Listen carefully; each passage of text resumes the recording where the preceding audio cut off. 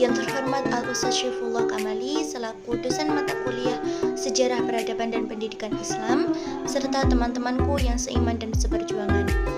Bismillah, innalhamdulillah, nahmaduhu wa nasta'inuhu wa nastaghfiruh wa na'udzu billahi min syururi anfusina wa min sayyiati a'malina, may yahdihillahu fala mudhillalah wa may yudhlil fala hadiyalah.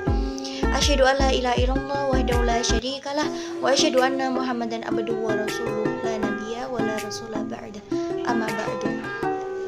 Baik, pada kesempatan kali ini izinkan kami untuk mempresentasikan hasil tugas kami mengenai warisan ilmiah peradaban Islam dan kontribusinya terhadap perkembangan ilmu pengetahuan dunia.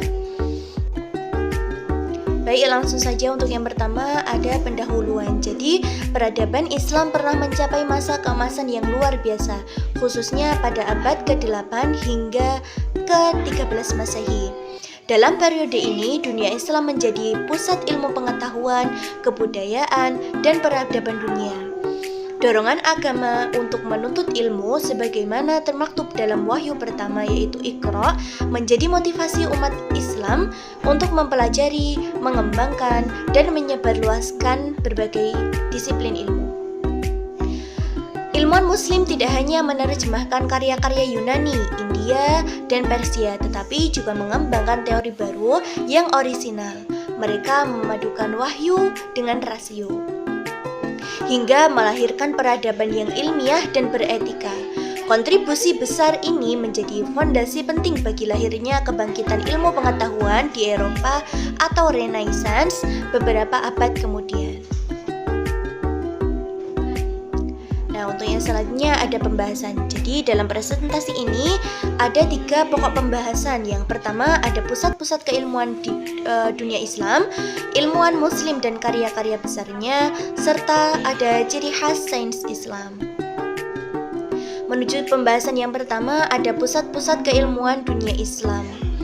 Jadi pada masa keemasannya, dunia Islam memiliki berbagai pusat ilmu yang menjadi cikal bakal peradaban dunia. Seperti yang pertama ada Bait Al-Hikmah atau rumah kebijaksanaan. Bait Al-Hikmah bertepatan di Baghdad, merupakan lembaga penerjemahan, riset, dan perpustakaan besar yang berdiri pada masa Khalifah Al-Ma'mun. Di sini karya-karya ilmuwan Yunani, India, dan Persia diterjemahkan ke dalam bahasa Arab dan dikembangkan lebih lanjut. Nah, untuk yang selanjutnya ada Madrasah Nizamiyah. Madrasah Nizamiyah ini bertepatan di Baghdad, menjadi institusi pendidikan formal pertama dengan kurikulum sistematis yang mengajarkan ilmu agama dan ilmu rasional.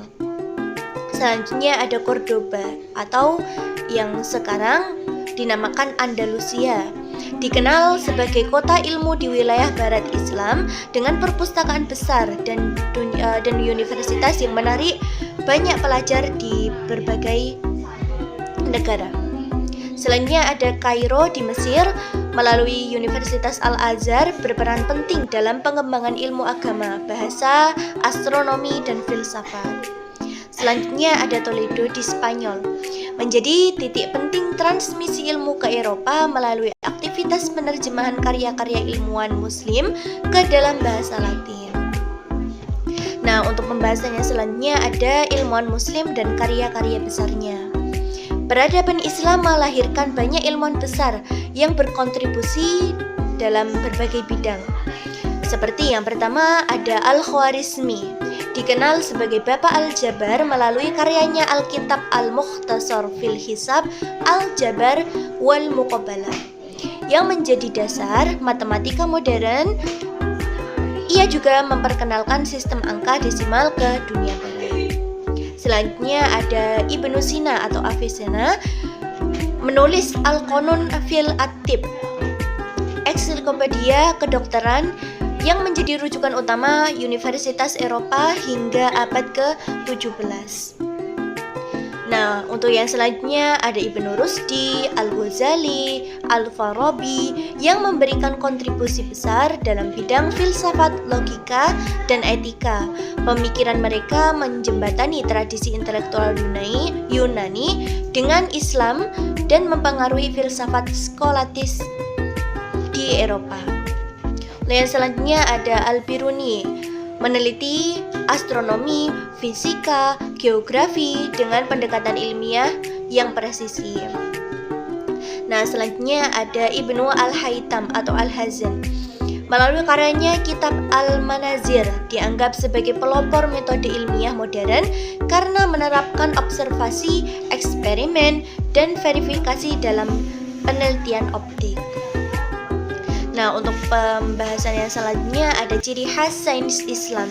Jadi, sains Islam memiliki karakteristik yang unik dan berbeda dari peradaban lain. Di antaranya, yang pertama ada integrasi antara iman dan rasio. Jadi, sains dipandang sebagai sarana untuk mengenal kebesaran Allah.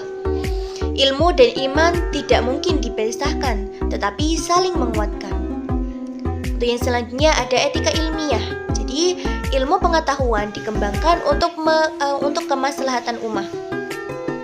Bukan sekedar ambisi intelektual. Ilmuwan muslim menjunjung tinggi nilai moral dalam setiap penelitian. Selanjutnya ada metode eksperimental awal. Jadi para ilmuwan muslim menerapkan pendekatan empiris dalam penelitian yang kemudian menginspirasi perkembangan metode ilmiah modern di Eropa. Nah, untuk yang selanjutnya ada penutup. Jadi kesimpulannya adalah peradaban Islam telah memberikan kontribusi besar terhadap perkembangan ilmu pengetahuan dunia melalui pusat-pusat keilmuan seperti Bait Al-Hikmah dan Cordoba serta yang lain sebagainya, serta tokoh-tokoh besar seperti Al-Khwarizm, Ibnu Sina, Ibnu Haytham. Lalu umat Islam berhasil membangun peradaban berbasis ilmu dan etika. Karakter khas sains Islam yang menggabungkan iman, akal, dan observasi empiris menjadi fondasi bagi kemajuan ilmu pengetahuan modern. Nah, selanjutnya ada saran. Jadi, mahasiswa dan generasi muda hendaknya mempelajari kembali sejarah dan warisan ilmiah Islam agar semangat keilmuan, integritas, dan etika para ilmuwan muslim dapat dijadikan teladan dalam mengembangkan ilmu di era modern ini. Mungkin cukup sekian presentasi yang dapat kami sampaikan. Kurang dan lebihnya kami mohon maaf. Wabillahi taufiq wal hidayah wa ridha wal inayah. Akhirul kalam, wassalamualaikum warahmatullahi wabarakatuh.